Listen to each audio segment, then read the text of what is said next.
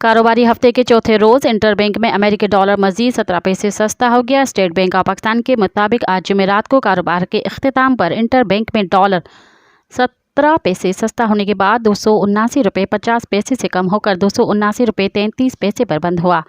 आज सुबह कारोबार के आगाज़ पर इंटरबैंक में डॉलर 20 पैसे के इजाफे से 279 रुपये 70 पैसे पर ट्रेड कर रहा था। ख्याल रहे कि गुज़िश्ता रोज़ बुध को रोज़गार कारोबार के इख्तिताम पर अमेरिकी डॉलर 279 रुपये 50 पैसे की सतह पर बंद हुआ था। दूसरी जानब मुल्क भर में सोने की फ़ी तोला कीमत में 100 रुपये का इजाफा रिकॉर्ड किया गया।